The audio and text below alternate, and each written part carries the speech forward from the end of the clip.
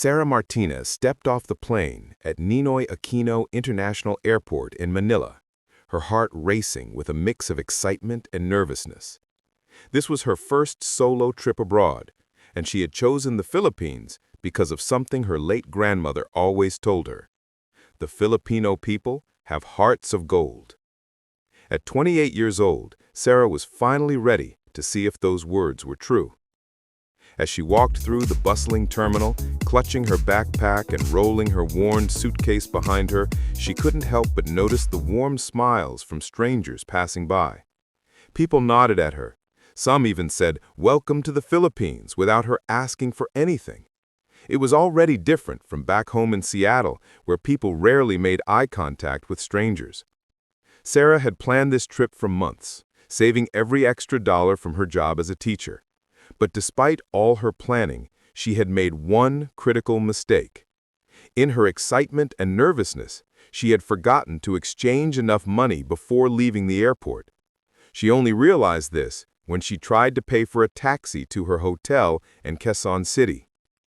"I'm so sorry," she told the taxi driver, a middle-aged man with kind eyes and a warm smile. "I don't have enough pesos. Can you take me to an ATM first?"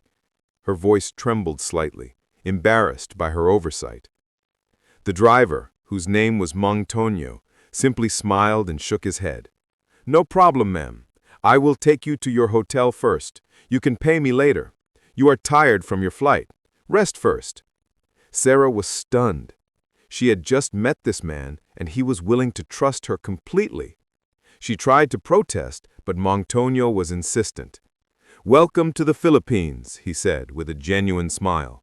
"Here, we take care of our visitors." The drive through Manila was overwhelming. The traffic, the noise, the vibrant chaos of the city. It was everything and nothing like Sarah had imagined. But what struck her most was Mang Tonyo's conversation. He didn't just drive, he became her first friend in the Philippines. "Is this your first time here?" he asked warmly. Sarah nodded, still processing the trust he had shown her. "Yes, my first time traveling alone, actually." Mang Tonyo's face lit up. "Ah, you are brave. The Philippines will take care of you. You will see. Filipino hospitality is not just words, it is how we live."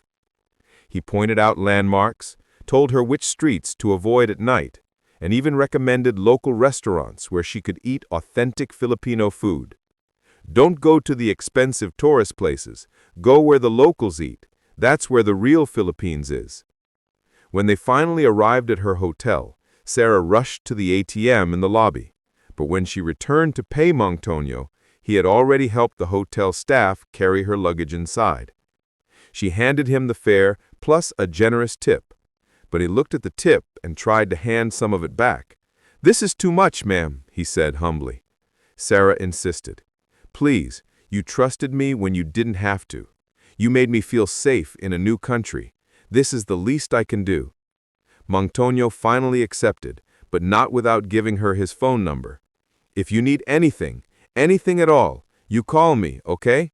Even if it's just to ask for directions. We Filipinos, we help each other. And you are here now, so you are one of us." Sarah felt a lump forming in her throat.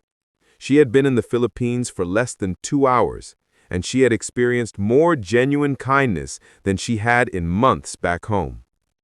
2 days later, Sarah decided to venture outside Manila. She had read about a small coastal village in Batangas, a place untouched by mass tourism, where life moved at a slower, more peaceful pace. She took a bus, then a jeepney, and finally walked the last kilometer to the village, following directions from friendly locals along the way. When she arrived, children playing in the street stopped and stared at her with wide, curious eyes. Within seconds, they were running toward her, shouting, "Hello, hello!" and "What's your name?" Their joy was infectious, and Sarah found herself laughing and high-fiving each of them. One little girl, no more than 7 years old, took Sarah's hand and said, "Come, come, meet my nanay."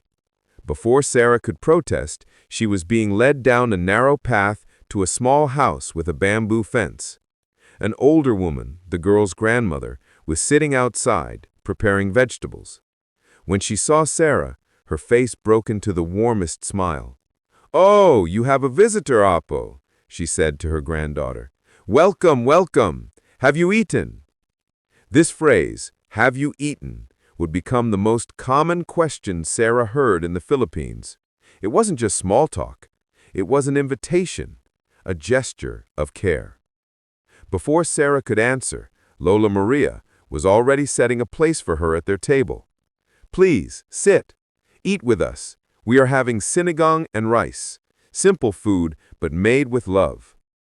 Sarah tried to politely decline. "I don't want to intrude. I was just walking through the village." But Lola Maria wouldn't hear of it. "You are not intruding. You are our guest. In the Philippines, when someone comes to your home, you share what you have. That is our way." Sarah sat down, and soon the entire family gathered around her. Lola Maria, her daughter, her son-in-law, and 4 grandchildren.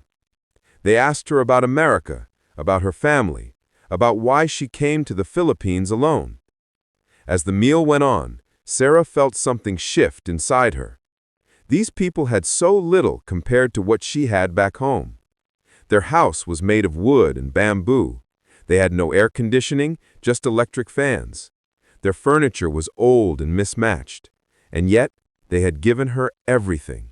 They shared their food, their time, their stories, and their home without hesitation, without expecting anything in return. Lola Maria noticed Sarah had become quiet. "Are you okay, anak?" she asked gently, using the Filipino word for child. That word, anak, something about the way she said it, with such tenderness, broke something open in Sarah's heart. Tears began streaming down her face.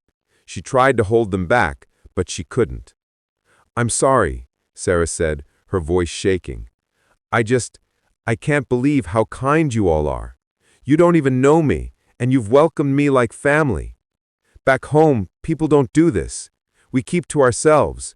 We're always so busy, so guarded. But here you've given me everything."